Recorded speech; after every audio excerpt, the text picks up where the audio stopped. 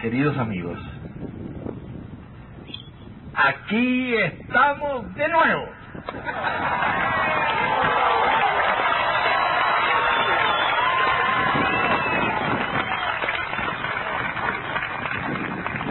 Aquí estamos en esta celebración, rodeados por unos pocos amigos que estuvieron presentes desde el comienzo mismo de nuestras actividades, y también estamos en compañía de otros que desde tiempos más recientes nos acompañan en esta difícil tarea de humanización en un mundo que, en dirección inversa a nuestras aspiraciones, se deshumaniza día a día. Por otra parte, y en atención a algunos de los presentes que no cuentan con una versión adecuada de nuestros trabajos y de nuestro ideario, creemos que es del todo justo desarrollar para ellos algunos puntos que, aunque excesivamente simplificados, pueden dejarles una imagen aproximada de los hechos que dieron origen a esta corriente de pensamiento y acción que se expresó públicamente y por vez primera en este mismo paraje desolado hace hoy 30 años.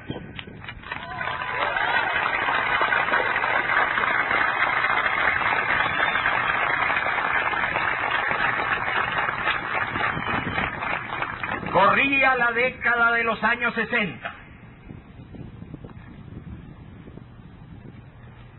Ya había pasado la barbarie de la Segunda Guerra Mundial y hacía mucho tiempo que ya ocurría en algunas partes un gran proceso de reconstrucción económica y de reordenamiento social. Sin embargo, los conflictos bélicos continuaban. El hambre y las desigualdades se extendían en vastas latitudes y la capacidad de destrucción crecía sin freno. El mundo se había tornado bipolar y en ambos bloques se predicaba que el armamentismo era necesario para evitar la agresión del oponente. Así las cosas, el globo fue dividido entre ideologías que estaban en posición de actuar como instrumento de dominación, pero que no estaban en condición de entender el momento histórico en el que se encontraban y mucho menos de entender el proceso hacia el cual eran arrastrados.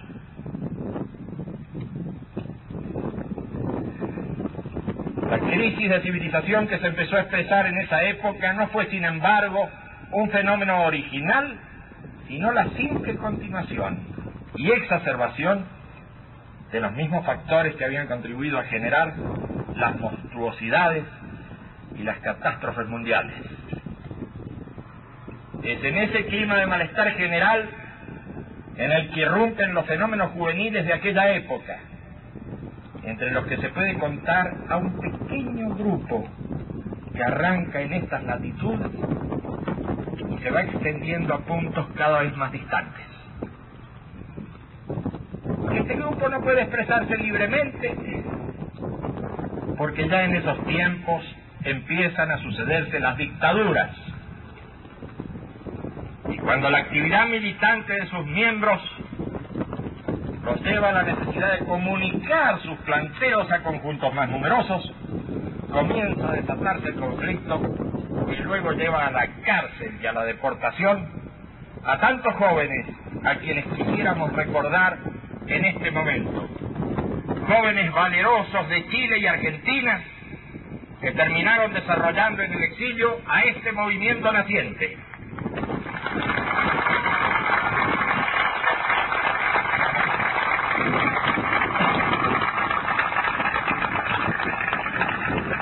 Debemos también recordar especialmente a los primeros miembros de España, Italia y los Estados Unidos, que acogieron solidariamente a los exiliados de aquella época.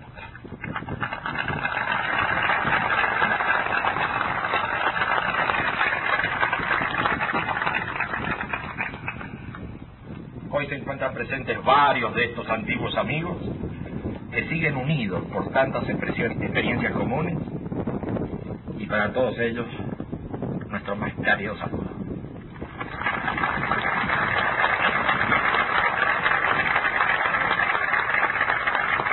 Pero continuemos con nuestro relato.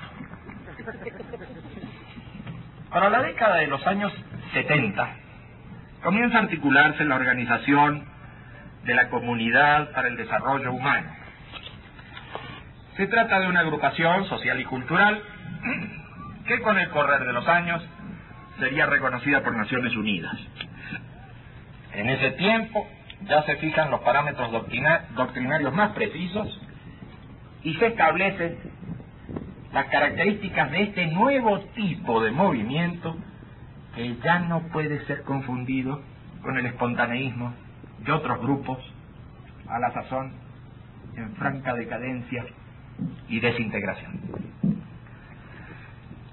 Es a partir de la Comunidad para el Desarrollo Humano, ese organismo cuyo logo podía verse como un triángulo inscrito en un círculo, que empieza a desarrollarse un numeroso conjunto de clubes culturales, organizaciones sociales barriales y agrupaciones de base. Así se va formando lentamente este movimiento humanista que se expande a través de diferentes expresiones que van desde las campañas de alfabetización en países del Caribe y África hasta el trabajo de sanidad social, en el que médicos, paramédicos y colaboradores actúan con muchas limitaciones, pero gran espíritu, en varios puntos del mundo. Este movimiento humanista, tan diversificado en sus actividades sociales y culturales, también da origen a partidos políticos que comienzan a articularse recién en la década de los 80. Y ya para los años 90, el movimiento logra su plena madurez conceptual, se define como humanismo universalista o como nuevo humanismo, y se diferencia netamente de los antiguos humanismos, con los cuales no guarda relación orgánica ni ideológica. En este año que corre se apresta a realizar una completa evaluación de lo actuado desde sus primeros pasos y pretende definir su estrategia para el siglo que viene.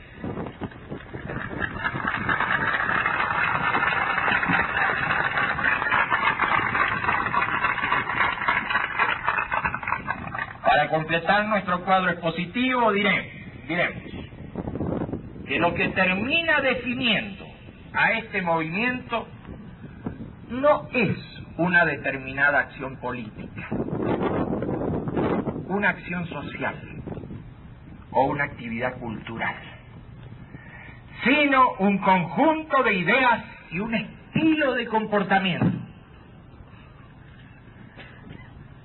Simplificando al máximo las propuestas más generales de este movimiento, podríamos decir que este propicia primeramente la ubicación del ser humano como valor y preocupación central, de tal modo que nada esté por encima del ser humano, ni que un ser humano esté por encima de otro.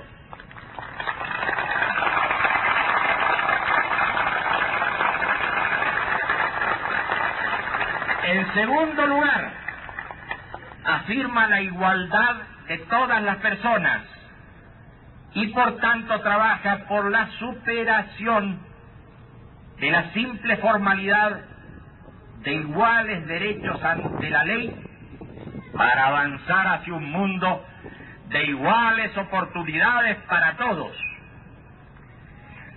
En tercer lugar, reconoce la diversidad personal y cultural y por tanto afirma las características propias de cada pueblo, condenando toda discriminación que se realice en razón de la diferencia económica, racial, étnica y cultural. En cuarto lugar, auspicia toda tendencia al desarrollo del conocimiento por encima de las limitaciones impuestas al pensamiento por prejuicios aceptados como verdades absolutas o inmutables. En quinto lugar, afirma la libertad de ideas y creencias y, por último, repudia toda forma de violencia, entendiendo no solamente a la violencia física como único factor, sino a la violencia económica, a la violencia racial, a la violencia religiosa, a la violencia moral y psicológica como casos cotidianos arraigados en todas las regiones del planeta.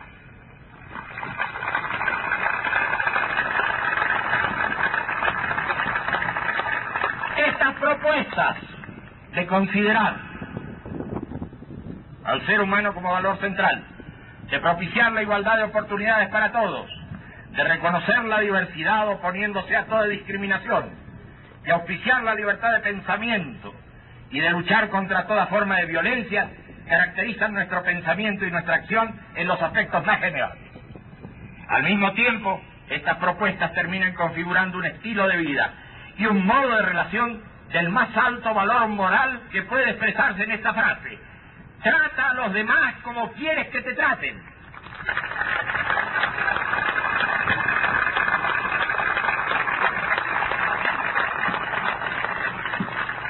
Por último, se debe destacar como determinante de nuestro comportamiento la participación en todos los campos,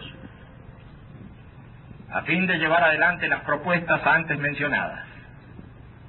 Participar en las áreas de lo cultural, lo social y lo político, con la mayor energía y tenacidad de que seamos capaces, va más allá de ser una recomendación de nuestro movimiento para convertirse en una necesidad de esta época crítica que estamos viviendo.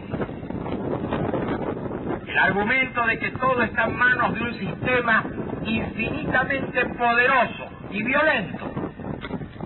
El éxito pertenece a los corruptos y los incapaces, en lugar de ser motivo de aceptación para nuestra condición de seres humillados y sometidos, debe convertirse en un estímulo fundamental para cambiar el estado de las cosas públicas.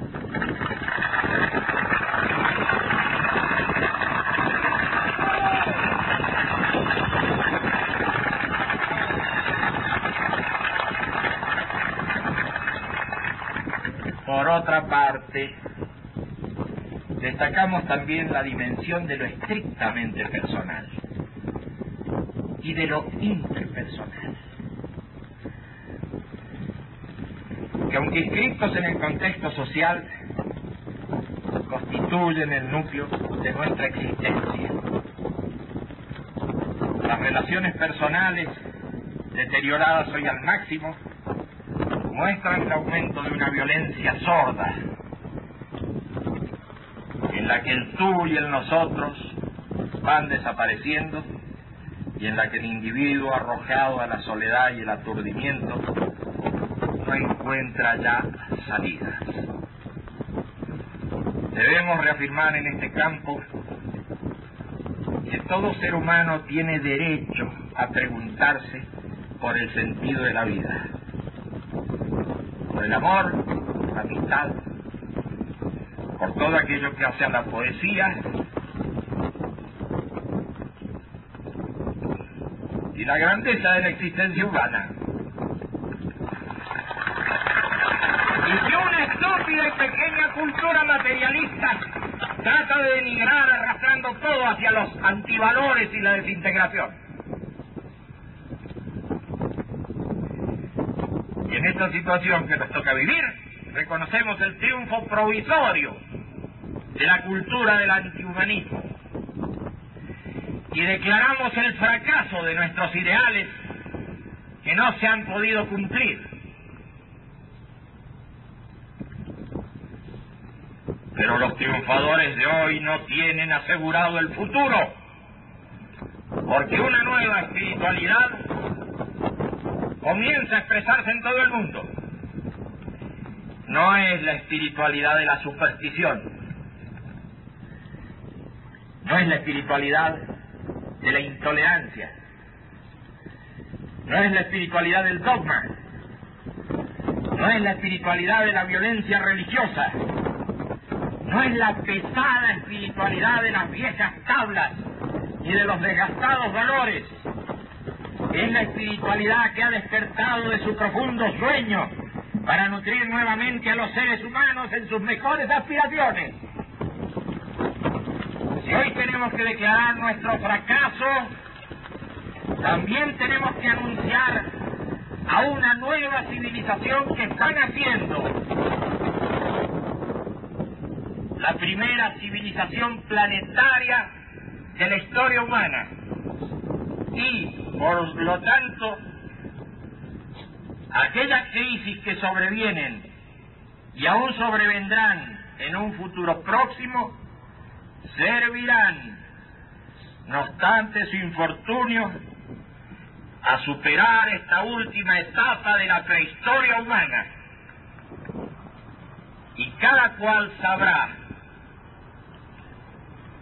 si decide o no acompañar este cambio, y cada cual comprenderá si busca o no una renovación profunda de su propia vida. En este 30º aniversario que celebramos, quiero hacer llegar el más cálido recuerdo a nuestros cientos de miles de amigos en el mundo, al tiempo que saludo fraternalmente a los que hoy aquí nos acompañan. Paz, fuerza y alegría para todos.